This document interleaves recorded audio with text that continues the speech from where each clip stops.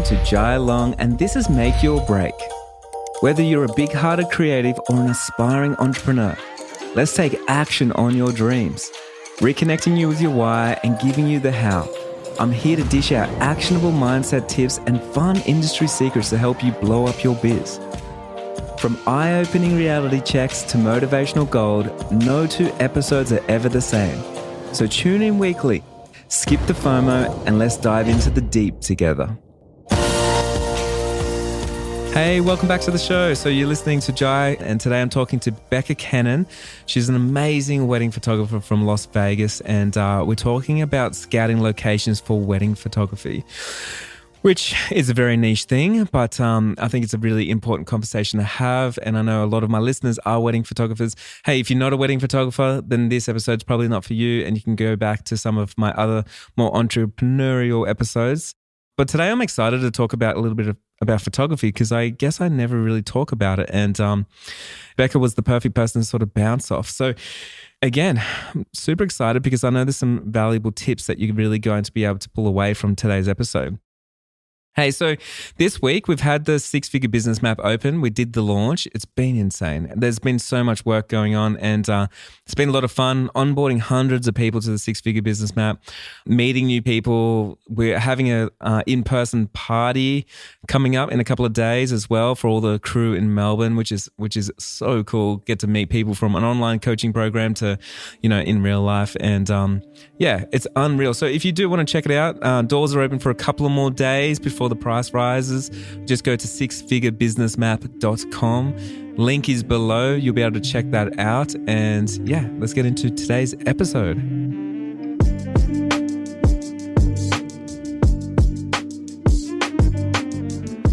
Hey, we have Becca Cannon here from Becca Cannon Photography. She's located in Las Vegas, and she's recently pivoted and changed towards elopement. So she shot a lot of weddings, but now she's getting more into elopements. And I got her on the show today so we can talk about location scouting, whether you're location scouting for your wedding or for an elopement or for any type of shoot or even a personal brand shoot. I think that's an important thing to think about as well, because many of us are entrepreneurs and do many different things. And it's good to really think about and plan out where we're going to actually do these cool shoots. So, hey, Becca, how are you? I'm good. How are you? Good. I'm really excited you're on the show. Yeah, thank you so much for having me on. I'm really excited. So today, let's just start a little bit with who you are and how you made your break. All right. So my name is Becca, and I've been a photographer for a while now. I kind of got into it accidentally when I was pretty young. So it's one of those things, I picked up a camera and just fell in love with it and took off with it literally through college. And once I graduated college, I didn't even want to jump into a full-time job. I just wanted to pursue photography full-time. So honestly, I always kind of think of it as a miracle that I am where I am today. It's just so many little things had to come into place for the business to get rolling. And I jumped into it not knowing anything and didn't do a lot of investing in my business. So I've made a lot of mistakes along the way. But I think in the end, I just really kind of gotten just such a good grasp on how to function the business really well. It's been years and years and years of practice. And so that's a little bit about how I got into the business. So I'm living in Las Vegas, married, have a dog. It's a brand new field for me, just diving into elopements right now. And so that's been really fun, just getting to explore, especially a new city. I grew up and lived in the East for so long, and now I'm in Las Vegas. So it's all new to me. So I feel like location scouting is one of those things that I love to do. And so, so we can, yeah. Cool. So now that you're sort of pivoting more into elopements and stuff, can we just have a bit of a chat about what you're looking for? First of all, let's start with what is location scouting? That's a good place. Yeah, that's a really good question. So location scouting for me is finding. So your couples are coming after you, right, for your expertise. So they trust you with literally everything that has to do with either their elopement or the photo shoot or whatever it might be. And so having locations under your belt that you can that you know really well, you know how to navigate it, you know about the permit systems if there are some, you know the lighting and how the lighting affects the location. There's so much into locations that I think are really important to just like educate yourself on, and to know, have those under your belt so you can be confident in, giving your couples direction and where to go. And so location scouting is, really, honestly, it is what it is. It's just going out and exploring and finding those spots that you can really give your couple good experience with. There's a lot of the obvious locations like national parks and things like that. But for me, diving into a new city like Las Vegas, it is so new. It's so different, so far from anything I'm used to. So honestly, one of the first things that I do when I get to a new city, and I've moved a couple of times now, is I go out and honestly drive around and just explore. It's just simply putting on your hiking boots and going out and going exploring. And so I have a couple different ways how I do that and how I navigate that. But it's just, to me, I feel the most comfortable. I feel like I cannot dive into a new market until I am familiar with the area. And so I don't want to just like mooch off of like other photographers and just like, hey, where's this spot? Where's this spot? Like I really want to put into the work, and I want to go see these places for myself before I do a shoot or do an elopement.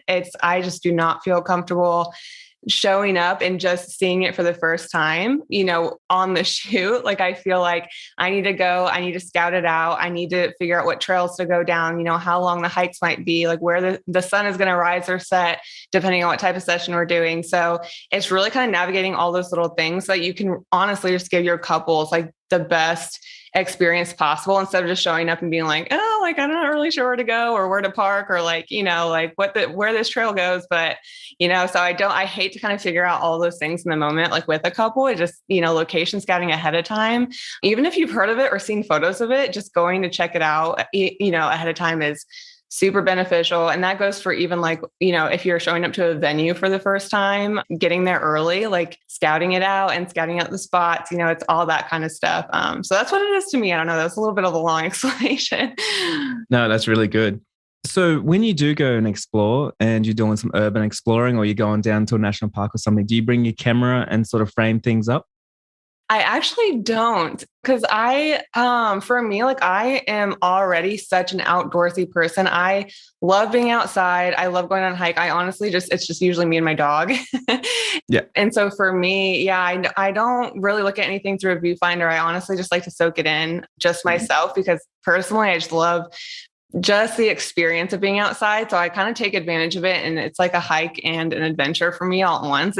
It never feels like a job. So sometimes when I have my cameras with me, it feels more like a job. Totally. Yeah. Like I don't want to have to take those with me everywhere. So I want nature for me to be really enjoyable in the personal way too. So I just think it's amazing that location scouting can be part of my job. So I can go out and hike and explore and just, experience nature without the camera. Do you ever use your phone just to take a few photos and so you can remember spots that you've found? Yes. Yeah. So I do that. And so a lot of times, couples will ask me if I have photos of like even galleries, if I've shot in certain places before. And so if I haven't like actually done a photo shoot and I don't have any, photos to give them, that's examples of what this location could look like. That's a really good thing, that to go and like take photos on your phone and just show them, oh, hey, like this is the location. That's at least something you can give them, which has been really helpful. So I'll take photos and videos and show like different parts of the trails and things like that. And that's been really, really helpful for a lot of my couples. That's really cool. When you're walking along, do you use anything like Google Maps to sort of drop pins and save locations as you're walking? Yeah. So I use Google Maps before I get there. And what I do is like, if I'm sitting at home, like I'll use Google Maps and see where like all the trails, or if I can find like lakes or sand dunes or just like something fun like that.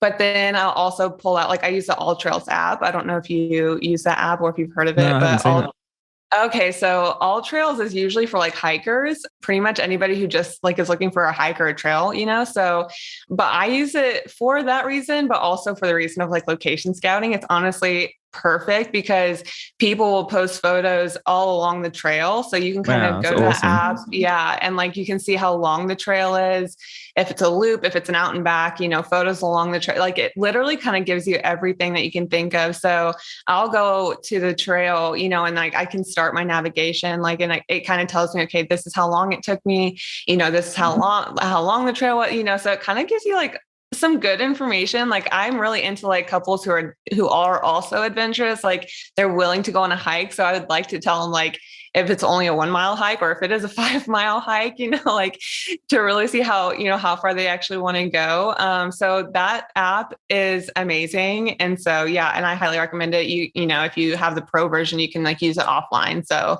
anywhere where you might lose service or something, you can still be using the app and you won't get What was lost. that app called? All Trails. So yeah, All Trails. I'll put a link underneath the in the show notes if you're listening and you want to check that out. One thing I do when I'm shooting weddings, because I don't shoot too many elopements, I shoot like more so like bigger weddings.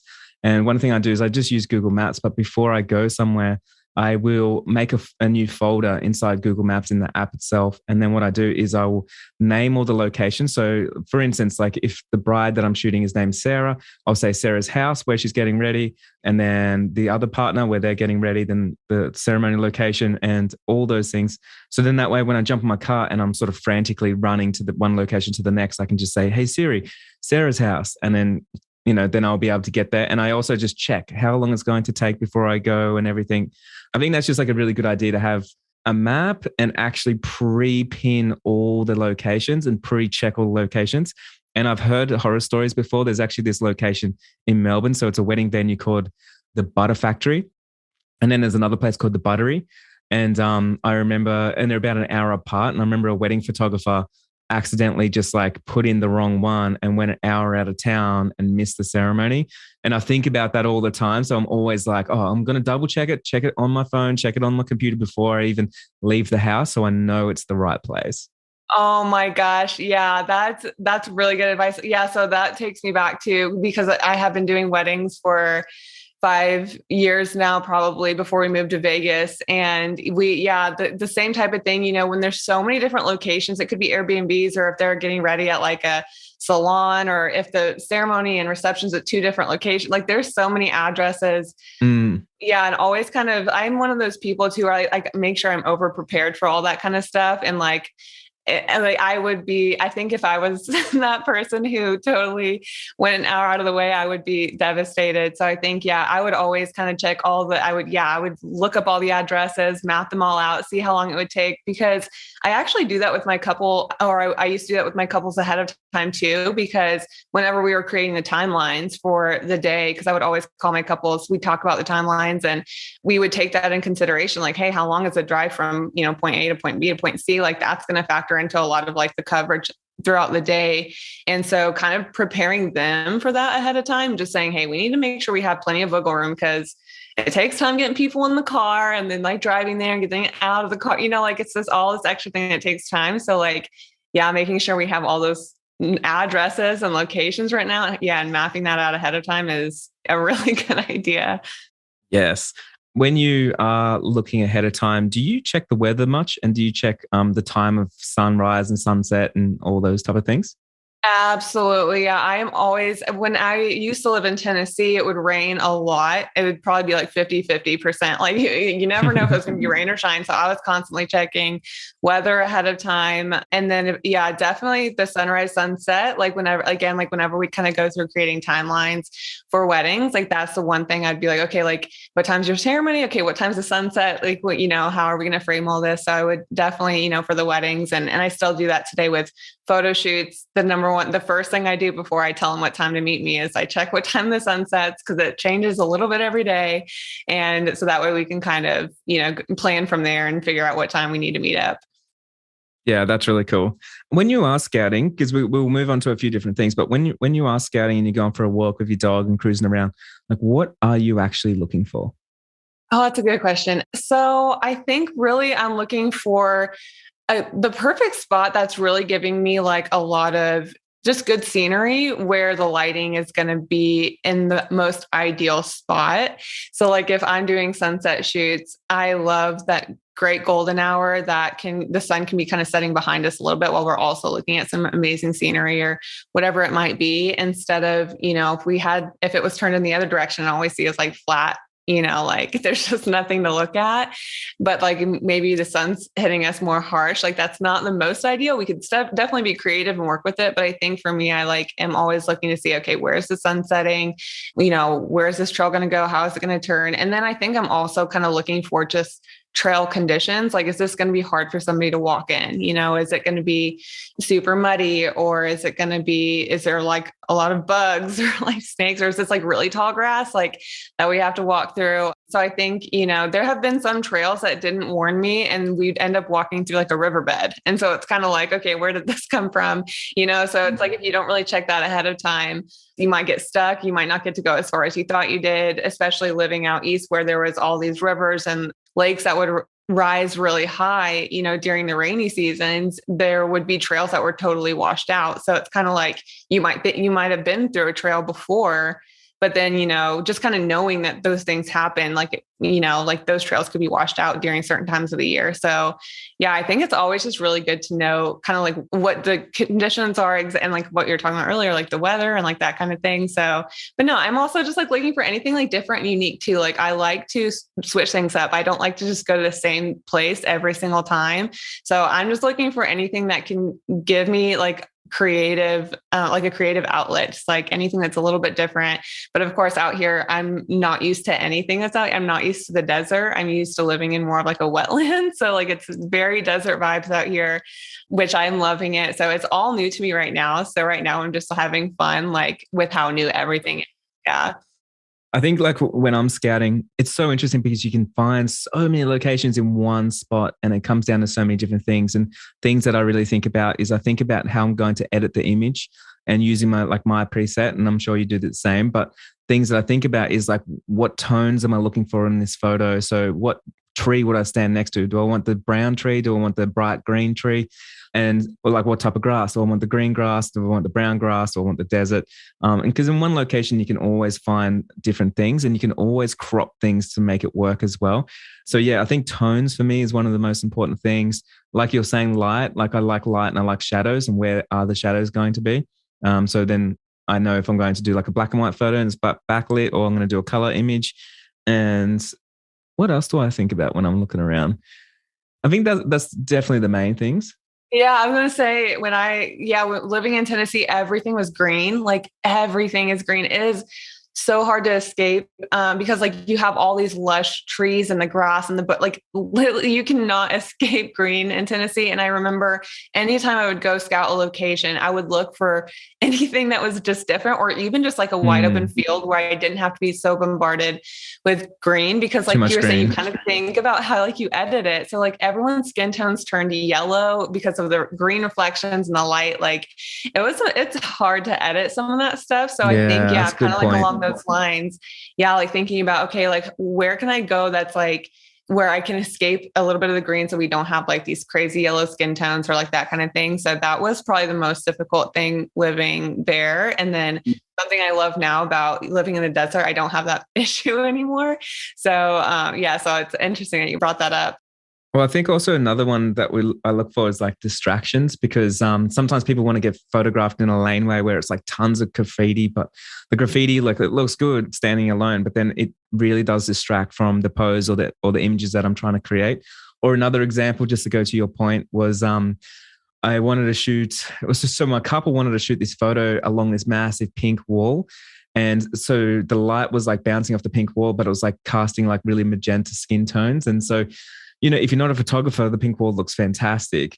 But as you're a photographer, you're kind of looking around going like, I know it looks fantastic, but we need to shoot it in a different way. So then that way you're still standing out from the image and everything doesn't just look magenta in the photo. So yeah, there's always like, distractions, tones, contrast as well. So how much contrast you're going to have between different colors or different types of lighting. Layers is another thing to think about. And so there are things I look for.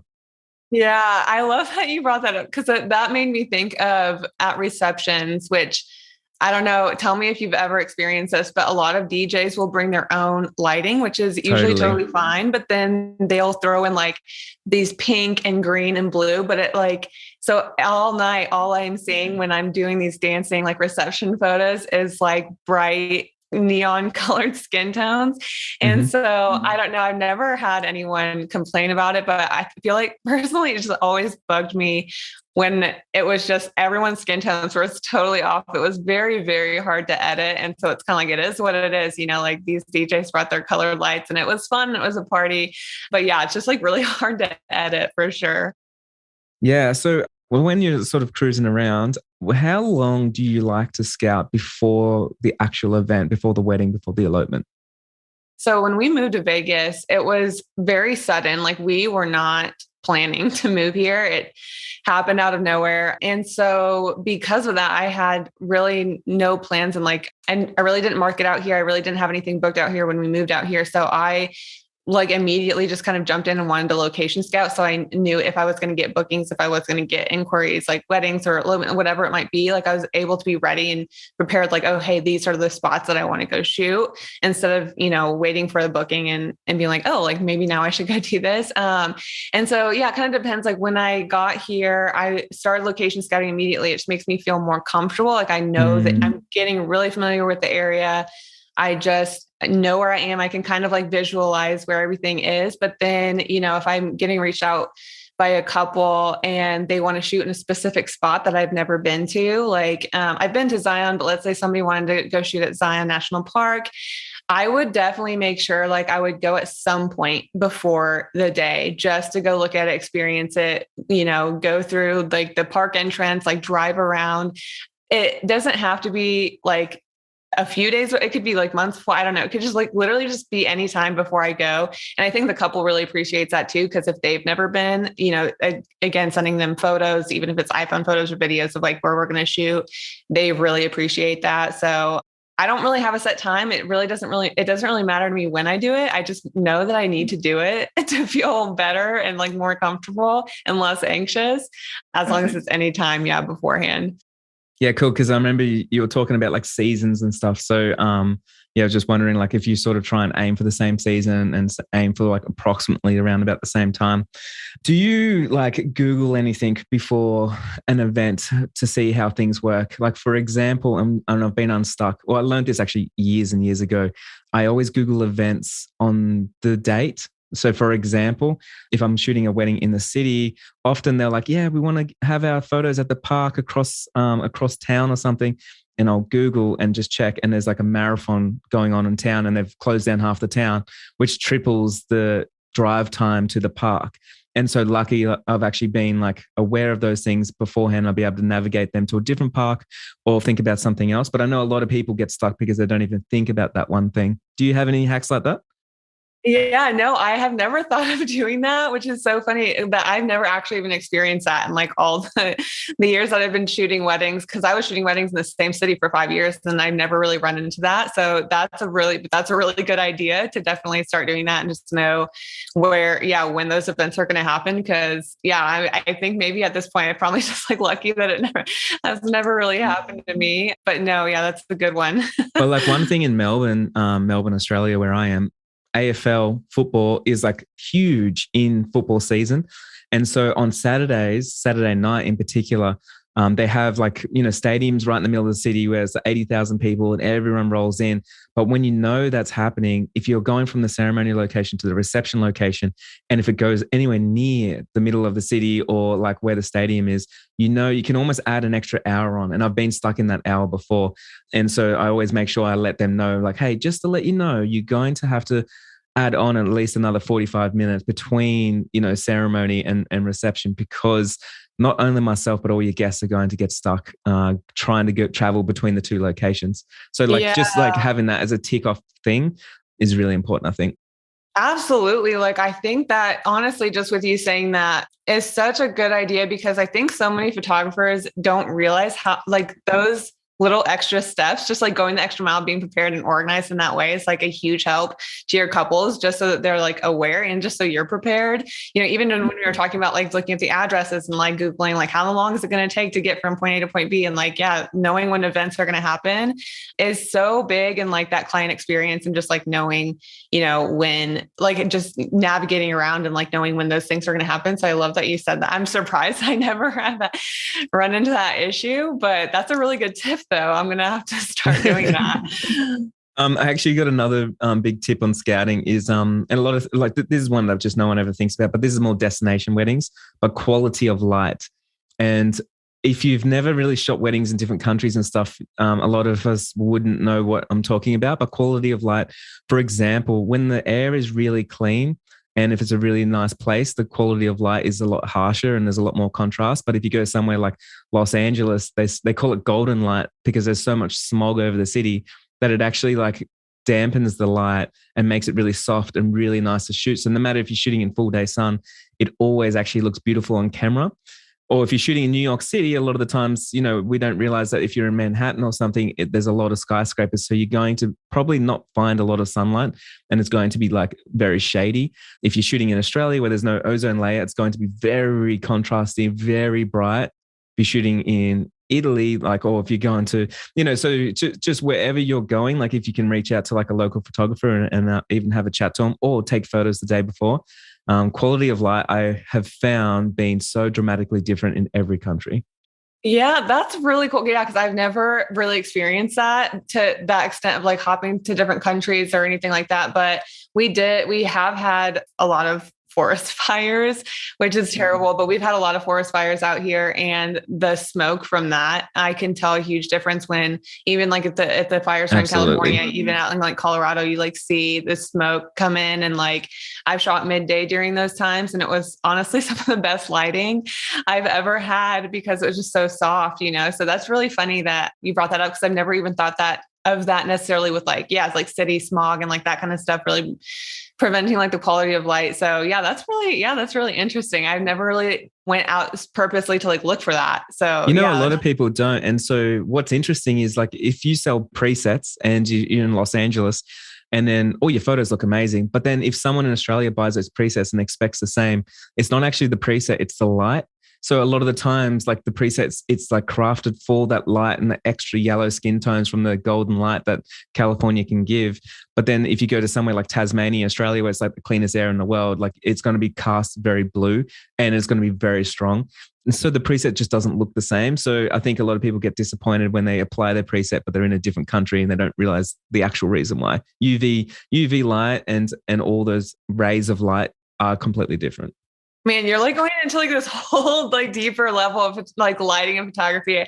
That is amazing. Like something like I've never even thought that much about. So that's a really good point. I feel like I could go on about presets too, because I, again, used to live out in the East where it's very green and out here it's very red. So it's like totally. The edits can look so different depending on where in the world you live. So it's just really interesting. And then again, adding that layer of like the light, just the way the light looks and like the lighting that you're using, even if it's shot at the same time of day. You could have like softer light or harsher light. That's so interesting. I love that you like have thought of these things. You're like a whole nother level. Well, I've thought of these things because I've been shooting for 10 years in so many countries. So it's literally something that I'm like, man, no one ever talks about this, but this is literally, so like with other like destination photographers, like a lot of us talk about that because it is just so different. But you're right. Like, shooting a wedding, and a good example of this, I remember shooting, probably back in 2015, a wedding in Arches National Park where it's all red and then the light reflects off, red light up, which is going to be very, very different compared to going to Colorado where it's all green and you got the green cast coming up, which is going to be very different if you're on the beach in California where it's, sand or something, like whatever, or just concrete. Yeah. So your presets are going to look completely different all the time. Exactly. I had to like completely change the way I edit when I moved. Yeah. And like because I was really editing for all those green trees and yellow skin tones. And now now it's like the exact opposite. Red. Everything is red. Yes. So it's funny how that happens. But yeah, the expectation of people, when people do use your presets, they think like, oh, this is going to work for my photos. One click, it's going to be great. And it's almost never the case that way, because it's just the way people shoot and the lighting and the surroundings. The surroundings honestly make such a huge difference too. And like what's in your background, what colors are in your background, and like what is this going to look like? So yeah, no, that I'm going to have to start thinking more of the lighting in that way though. But I feel like here in Vegas though, we do get days where it's you can tell like it gets really windy here, and then there are days where it's super still. So like those windy days are like a lot foggier, like there's a lot more smog because it's windy and it's blowing up all the dust. Actually, it's probably not smog. It's just like all the dirt and dust. It's just blowing in the air. From the so desert. like yeah. So it's the lighting's a lot softer. So I always have to pay attention on those really windy days, which is another thing to consider. Whenever you're location scouting is like the wind. So anyways, those are the days where the lighting is a lot different. And I've noticed a huge contrast because we've never experienced anything like that in the East. So yeah, it's crazy. Yeah, different locations can really have a different effect on your images.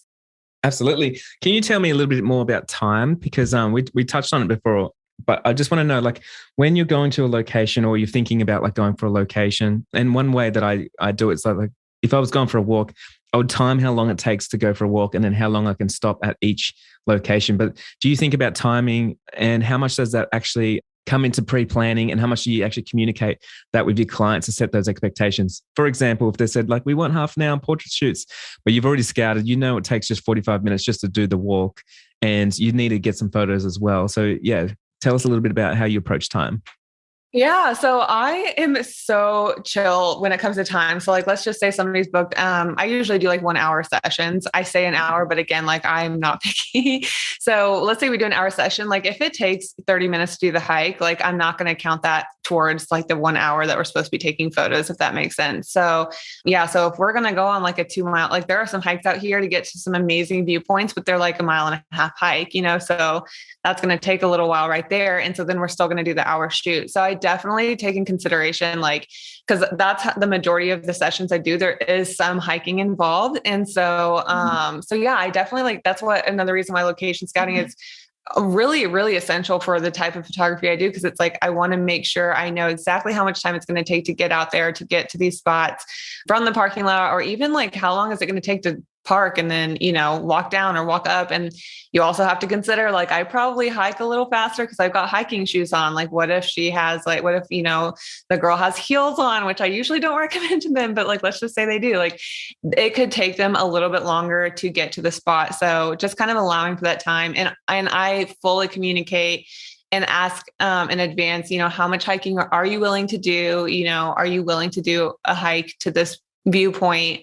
Is this important to you? Or, because I really keep them involved with the location. I think that's probably why it's super important for me too, because I just want to make sure they are up for it, and like they're up for the hike, or they're up for the adventure, or if they want something that's within, a 1/4 mile of the parking lot, then perfect. Or if they're willing to adventure out a little bit further, then I've got some spots up my sleeve. So I definitely take all that into consideration and walk that through with my couple, and even kind of tell them like, this is how much uphill we'll have, or this is how much downhill we'll have, just so they know like how strenuous it is. I like to tell my couples it's kind of like a little workout and a photo shoot all in one. And so my couples tend to sweat a little bit.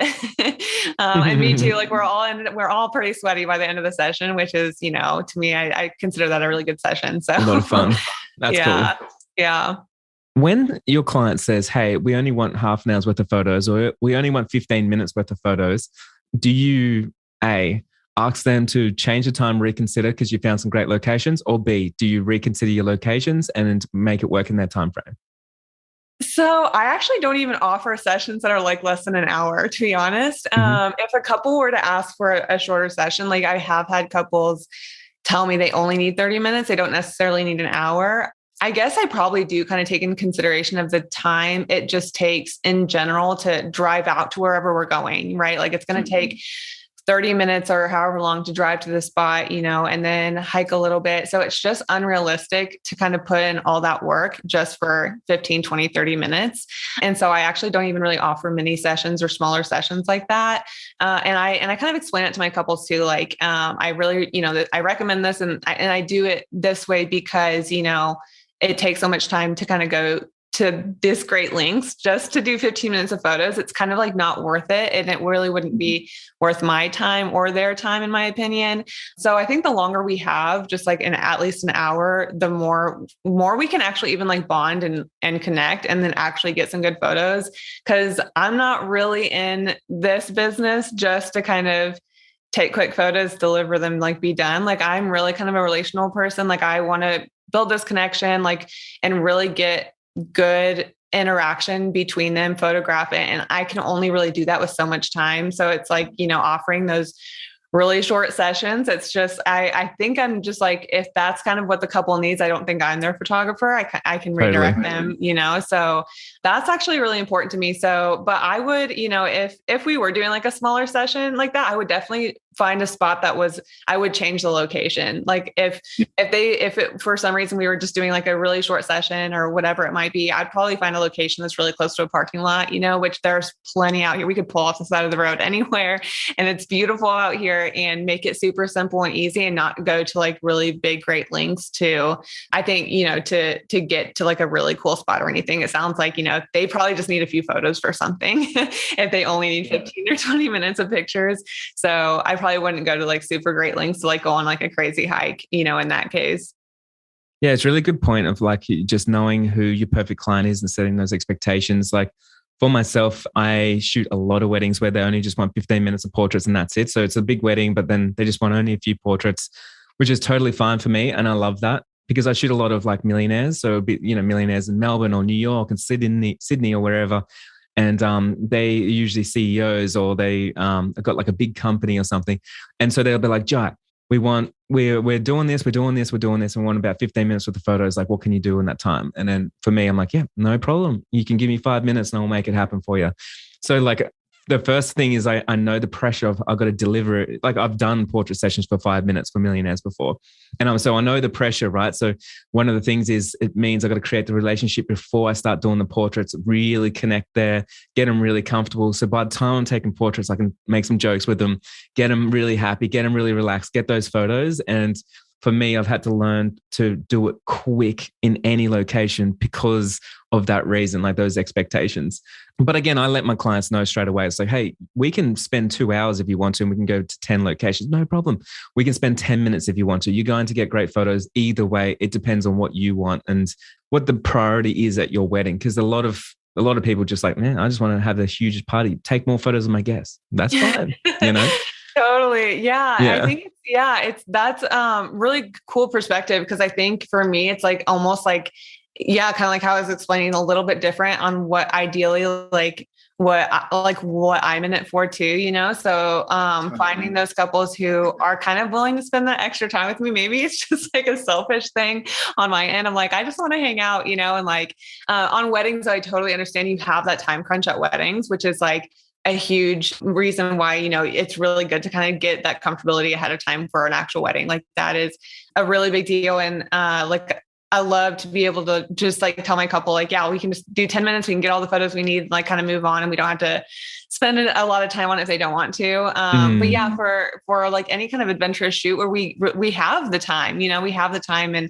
totally to kind of spend it's together. Awesome. And so I think that's kind of where I'm just like really vibing with that, and just like wanted to take 5 minutes ahead of the session and just like get to know them a little bit and just chat and kind of, it's kind of like I turn it into like a little bit of a hangout session or like a date night for them, totally third wheeling and just making it really fun for them and not, and trying not to just like, okay, let's just knock these out really quick and then be done kind of a thing. So I don't know. I think, it's all about, the type of session it is. I think weddings are so different from elopements and like photo shoots. So that time crunch is definitely real on a wedding day. It is real. So, yeah. Hey, tell me the tension between what's your vision and what's your client's vision. Because I know for myself, like throughout the years, like my clients will be like, I really like, we were about at a beautiful venue and I hate vineyards, right? I just do. Don't show them anywhere. I just think they're really boring. I don't know. And So like for me, like I will make sure I let them know, like I know we're going to a winery, but I'd love to do some different stuff that everyone else hasn't done. And I'd love to skip the actual vineyards. Like, so I would say that before I even book them. And they're like, yeah, that's exactly why we're coming to you, Jai, not the traditional stuff. I'm like, sweet. So set those expectations. So for you, like how much are you influenced by what your clients want and compared to what you actually want to create? Yeah, I love that. I do just out of kind of obligation ask my couples like what is your vision for your wedding? What is your vision for your photos? Do you have anything specific that you definitely want to capture? Because I like them to feel like they're involved and they have a say in it. But ultimately, in the end, I will definitely kind of tell them, hey, like this is what I think, because kind of how you hate vineyards, like I hate barns. We shot at so many barns in Tennessee. It was the thing. And so even though the couple wasn't really necessarily into the barn venue, that they just had their venue at a barn, so they weren't necessarily all gung ho about like getting their photos in the barn. So it's kind of like they were leaving it up to me and my vision, which was great. So I don't normally take a time to do a huge conversation about it ahead of time. It's one of those things where on the wedding day, it's like, okay, let's go take some photos. And I just like, is there any specific spot you want to take photos? Because if not, like I've got a whole list of ideas. Like I could go off and be creative right now, but I just like to make sure I am capturing a little bit of what they want and what they envision. So I definitely don't take full 100% reign from them. Like I want them to get what they want, but I also want that creativity too. So I will definitely please whatever they're asking me to do and like whatever their vision is. But then I'm also going to throw in my own spice and creativity and like take them somewhere where I thought was really cool, or just try something a little bit different. Or, hey, there's like this really cool like spot over here that no one's ever used, or whatever. Like I'm going to take you guys over here. Let's just take like 30 seconds and get a few shots of this. And like all of my couples have been so down and so chill. And so I think that's like a huge part of it. Like when you're attracting those clients who just totally trust you and like totally trust your creativity, most of them like don't care. Most of them are like, you know what, you do you're the photographer, like you can be as creative as you want. And so, yeah, so it's been very few people who have been extremely picky and like really precise on what their vision is. And so in that case, I would definitely let them take more of the reign. I would still throw in some of my creativity, but it's definitely kind of like you have to feel what the vibe is with them. You have to kind of like figure out, hey, like how picky are you? Or are you going to like kind of like let me do my thing? So yeah, it depends, but I definitely try to throw in my own creativity when I can, for sure. What is the biggest mistake you've made when scouting locations? I think the biggest mistake I've made when scouting locations is probably not scouting locations. Like early on in my photography career, I would just show up to the venue or to the site. And also, like, I think I would always put it on my couples, like, hey, like you pick the location, just tell me where to meet you. Like I would always just be like, I'll just go wherever you want to go. But like nothing's in your control. Right. Yeah. Like I would hand off control to the couple all the time when I was first starting out. And I think that's probably a huge difference between people that just start out and someone that's more professional. And then the ones that are like charge, a lot more money. The more control you got, the more you can charge. Yeah, exactly. Yeah. So I think I started learning that, like even when it came to like posing, like, right. Like the couple would show up to the session and I would be like, okay, what poses do you want to do? And I wouldn't know, like, I wouldn't know how to pose them. And I expected them to come with a Pinterest board of pose ideas, and like, and they would tell, and, I just asked them and it would be the most awkward sessions because they didn't know. Totally. So it's kind of the same thing. Like, early on, I would just never location scout. I didn't know any of the areas. And I even actually refused to shoot at some spots because I just wasn't familiar with it. And so I was like, no, I don't want to shoot there because I've never been there. But it's like, that's on me. That's not on them, So I think the mistakes are just not putting in the work to just go and you take the time to go see it and go experience it. And, so that's probably, when it comes to location scouting specifically, I have some cringy moments not being in control, I guess. Yeah, that's cool. I've got one of the biggest mistakes I've made of my career is from location scouting. Can I share it with you? No way. Yes, please. So in my first year back in 2013, I shot like 8 weddings for free around the US to sort of like get my portfolio going, and I was just hustling. And I booked this absolute dream wedding. Like you wouldn't even believe this wedding. It was on a gorge in New Mexico, and it's just like beautiful, like green desert, and then like wildflowers everywhere and rainbows and like the mountains in the background, like beautiful place. And so two mistakes that I made. One mistake is because I was shooting it for free and I was trying to save money, they were like, you don't need to hire a car. Like my sister can drive you around. And so that was mistake number one, because now I was stuck and I couldn't really scout when family members were like running around trying to, organize this wedding. So I was a bit of a burden on them. So huge mistake number one, being out of control, not having my own car, not being able to scout. Number two, biggest mistake of my career is allowing my clients to scout. Like never let your clients scout. They don't know photography. They don't know what they're looking at, right? So on the drive to this wedding, I was looking out the window. I was like, oh my God, we could stop anywhere and I'm going to have portfolio photos, like incredible. Like I'm looking left, I'm looking right, I'm looking straight ahead. I'm looking at the road. I'm like, we can literally, it doesn't even matter. So I was so complacent that I was thinking, no matter what we do, we're good. We're going to get crazy photos. Anyway, they're like, Jai, we got this bridge that we want to go to and you're going to love it. And I'm like, all right, bridge. Yeah, I can work with the bridge. And like, yeah, it's sort of on the highway, but it's all good. There's these great locations and you'll be able to walk around this bridge and get some cool photos. I'm like, okay, cool. So we get in the car afterwards. I didn't know how far away the bridge was. Everything was out of my control. I didn't know where the bridge was or what it looked like. Never seen it. So we start driving and we got an hour for portraits. Anyway, it takes us about 40 minutes to get to this bridge. And on the way to the bridge, I'm looking out the window at the best locations I've ever seen. And I'm like, this bridge better be worth it. And then they start stressing because they're like, oh my God, it's already taking 40 minutes. We've got to start going back soon. Maybe we won't even get photos. We'll just stop at the bridge and we'll get some photos. So I'm watching like I'm like, there's like rainbows. There's like, sun showers and stuff. And I'm like, we can stop here. And they're like, no, the bridge. Get to the bridge. I get out. This bridge is the ugliest thing I've ever seen. It's literally just a highway bridge. And then there's like big fences. You can't walk around the bridge. There's so many cars on the bridge. There is nothing you can do with this bridge. And I'm like, I'm shooting this wedding for free for my portfolio. I'm standing on this bridge and I'm like, what is happening right now? I take a couple of photos, which I honestly would never show anyone because they're standing on a footpath of a bridge, right? It's the ugliest photos I've ever taken. We hop back in the car and I'm like, on the way back, can we just stop on the side of the road somewhere? And they're like, no. We're so stressed. We're already 20 minutes late to our own reception. Like we can't do anything. So they were just stressed. So for the rest, I'm sitting in the back of the car, looking out the window, looking at the opportunities going past me. And I'm like, I can't believe I let them go to the bridge. If we didn't go anywhere and we just shot an hour's worth of portraits at the ceremony location, I would have had the best portfolio on the planet. Right. Oh, so big mistake. Number one, never let your clients scout locations. I've never let them do it ever since then. Even if they go, oh, Jai, I got this great location. I'm like, that's great. If I don't go there first, we ain't going there. That's a great motto. That's a great story because it is so true. Like, yeah, especially with, not knowing how far away it was. If it was closer, so you could have realized, oh, this is going to get a really crappy bridge. So you could actually shoot somewhere else. But the fact that it took you like an hour to get there. Yeah, that's rough. Okay. I'll give number two tip as well. Number two tip, don't allow your clients to pick lots of locations. And when they do, alarm bells go off. And for me, that's how it's been for me. Because for me, I can stay in one location and I can get a million photos because I'm good with like posing, changing angles, changing camera, like, whatever it is.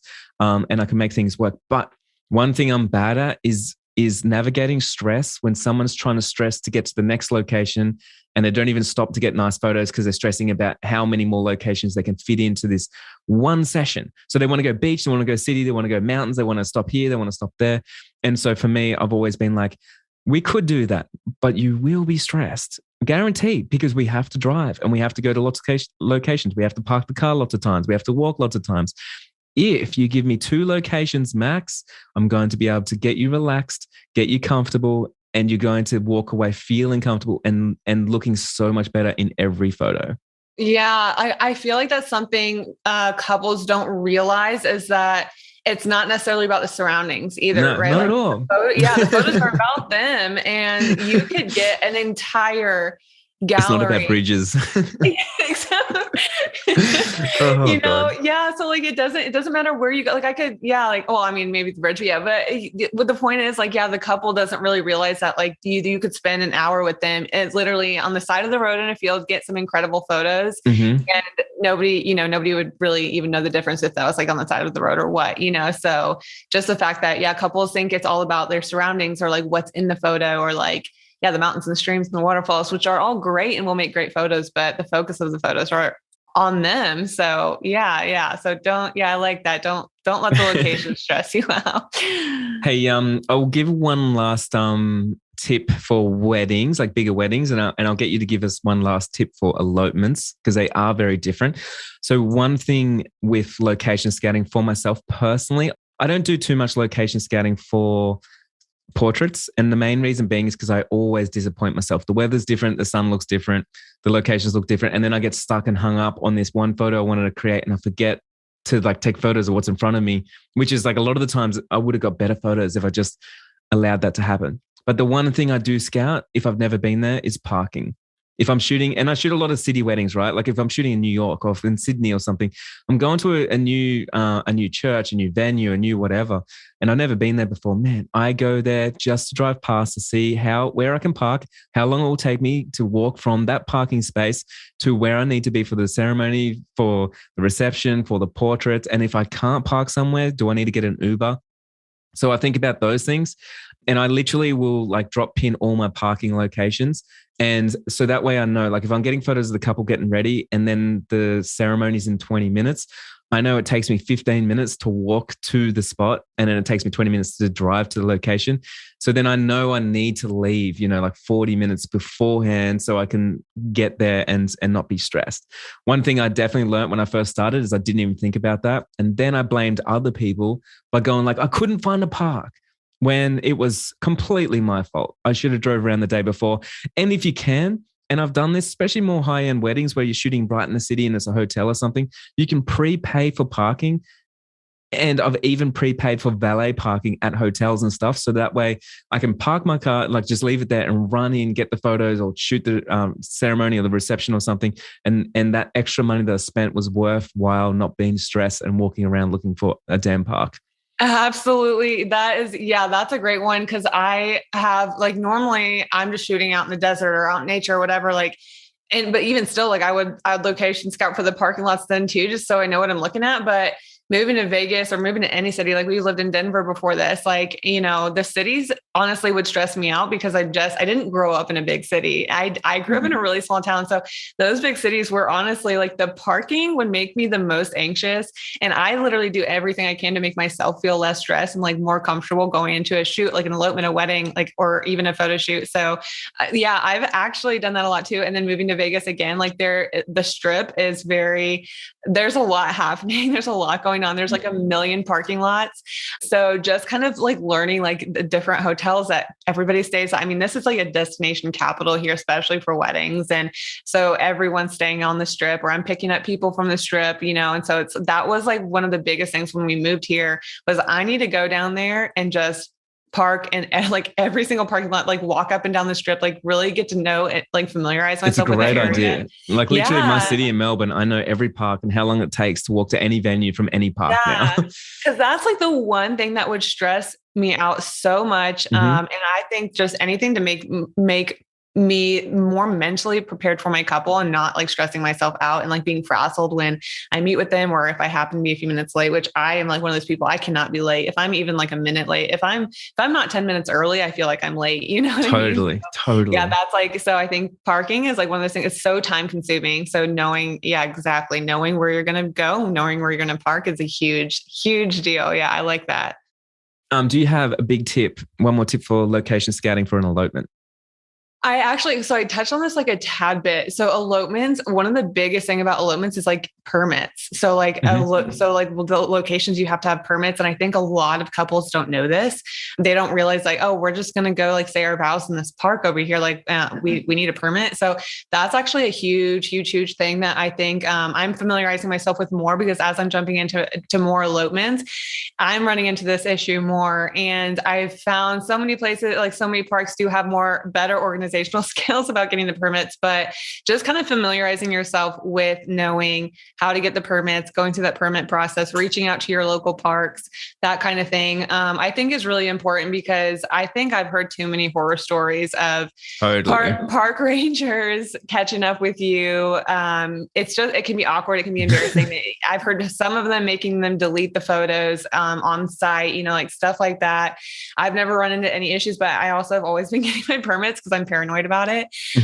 So that's like a really huge thing. Making sure you've got your permits to go shoot at different spots, or even finding the spots that don't require permits. I think, if you don't want to have to mess with the permit process, just like, find those spots, find those trails, find those places that are just kind of free range, and like you can go and hang out and not have to worry about it, not stress about it. So for elopement specifically, I wouldn't even say that is as big of a deal as far as like smaller shoots. I think smaller shoots in a lot of places you stopped a permit, but for getting married, for having any type of wedding there, that's something that I have definitely run into, that a lot of photographers, either they don't realize it, they might not realize they need a permit, or they are educated on it, they're just not doing it. And so, there's just this, you've got to kind of just like check in on it and make sure you're just doing it the right way. I don't like to cut corners. So it's one of those things, just kind of keeping it real. But I think location scouting, just keep in mind if you need to get a permit or not. I'm always keeping that in mind when checking my trails and figuring out which parks I'm going to go to. So. Love that. I've actually got a story that's going to give you some anxiety if you want to hear it. Oh no. Yes. I actually shot a wedding. It's a big wedding in the city, and it was in the park. And I told the couple like, oh, you're going to need to get a permit for here. You can't just get married. And then they said that they don't want to get a permit. And when the police come, they want me to photograph the whole thing and how it all works. And I was like, are you sure? And they're like, yeah. So they put on this wedding. It wasn't just a ceremony. It was also a reception, right? So they had food trucks come in. They had like DJs, big speakers. They had all this stuff. And then about 200 people came down. Wedding all starts. And I'm like, oh, this is interesting. Like, I don't know why you just didn't get a permit. Anyway, sure enough, police all came down. Like shit hit the fan basically.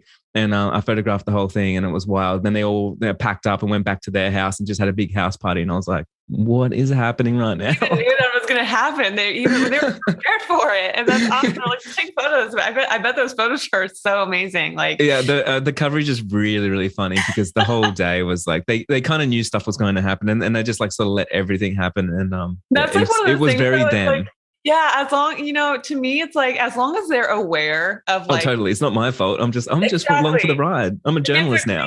Yeah, exactly. It's like fun for you at that point. So yeah, so I think that's kind of where I'm at. Like, hey, as long as you know this, like, and if we get caught or whatever, like, it's kind of, my hands are clean. You know about it. It's not going to be weird. It's not going to be awkward, but that's incredible. I've never had that happen, but I kind of secretly hope it does. That'd be amazing.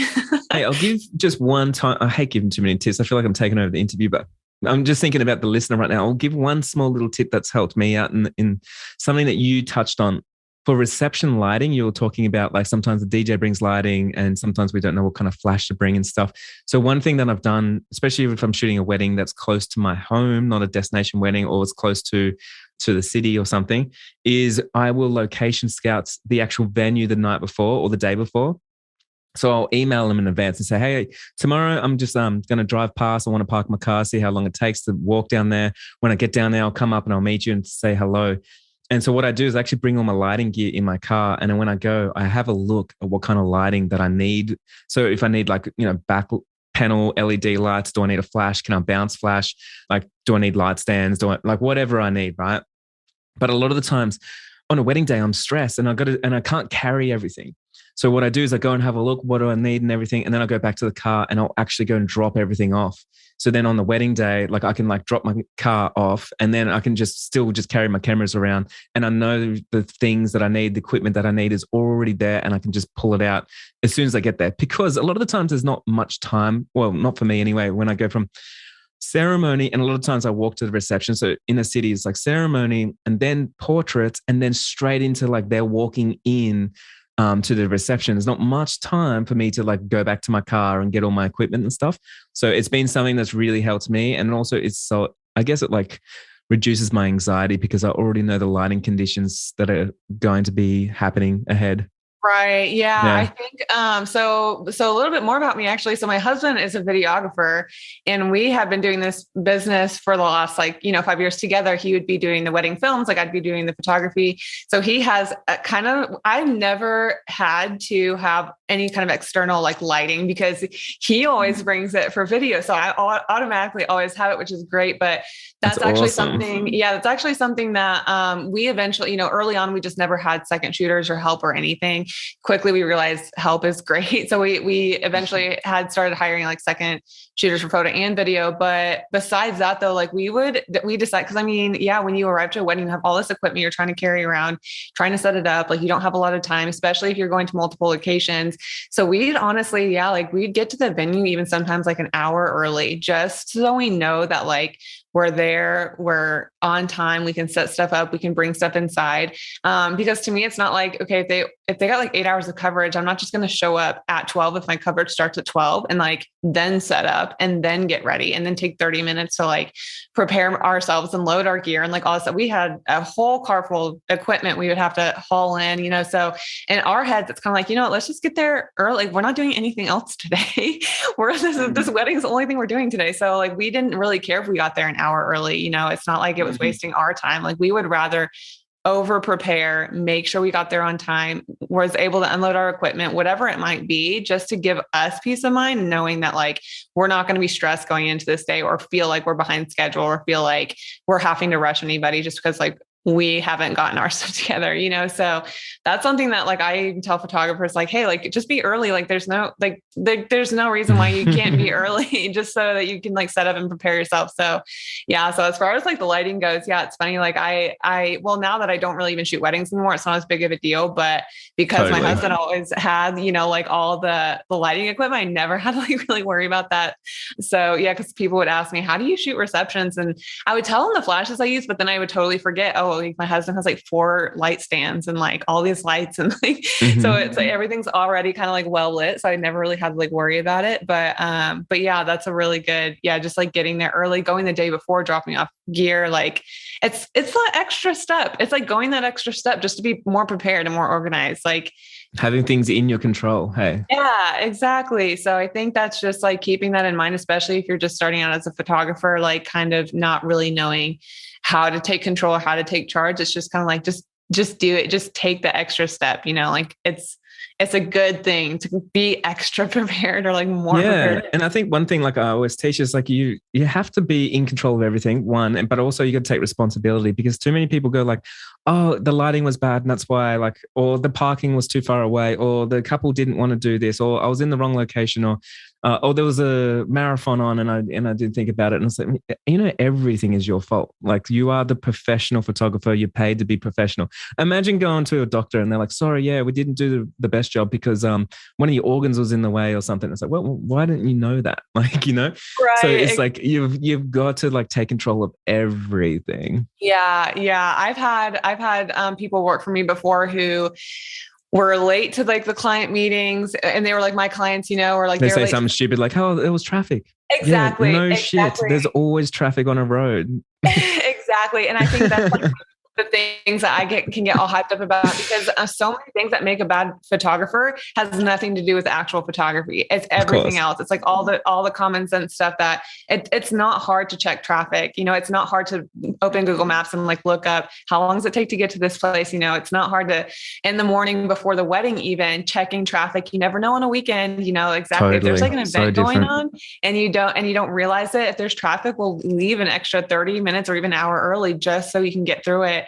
And I think that's saved us, honestly, probably more than we realized because we are so on top of it, just checking and checking. And like, literally, we probably check Google Maps like 10 times before we have to leave for a wedding because we just want to make sure a car accident didn't happen or like we'll able to like rework it if we need to. But it's just taking those extra steps that literally have nothing to do with photography or taking photos. It's just organizational preparation that gives you the extra push and like the extra professionalism and like control that the couple needs. They don't need to worry about any of that stuff. So they don't need to worry about any of that stuff. Is exactly right. And like the more that you do this, the more your clients don't even notice that you did that, and the amount of times, like for instance, that there has been a crash on the highway or I've got completely lost, but I leave an hour early and I get there on time, which is actually like it took an extra hour. And my clients are none the wiser, that I just did all this extra stuff to get there in the exact moment. And then they're like, oh, you're here on time. Of course I am.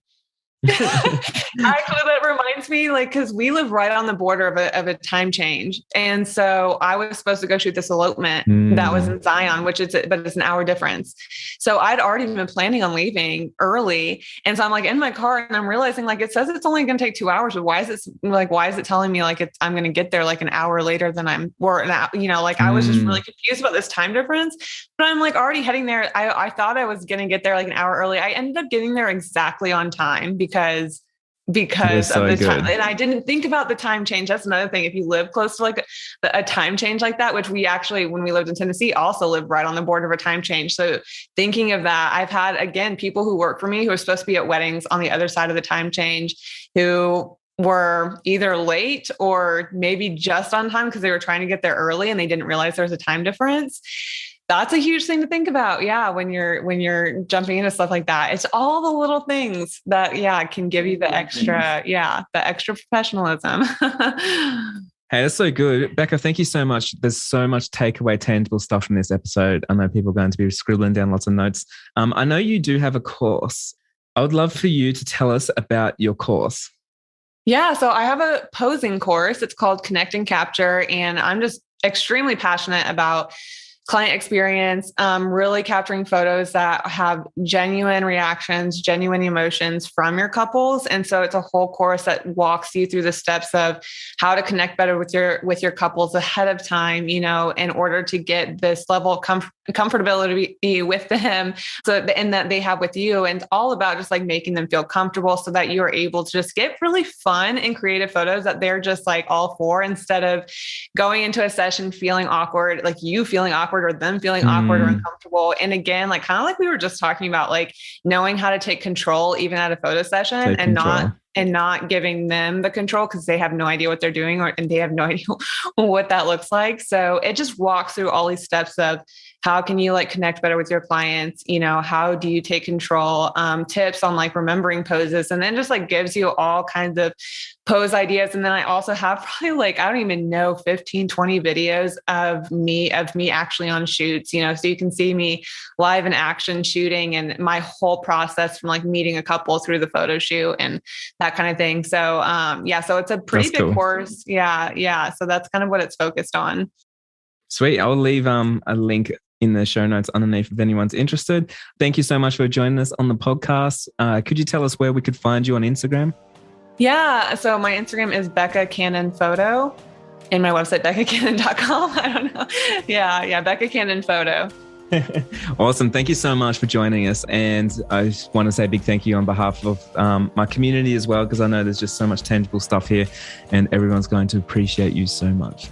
No, thank you so much for having me. This was a lot of fun.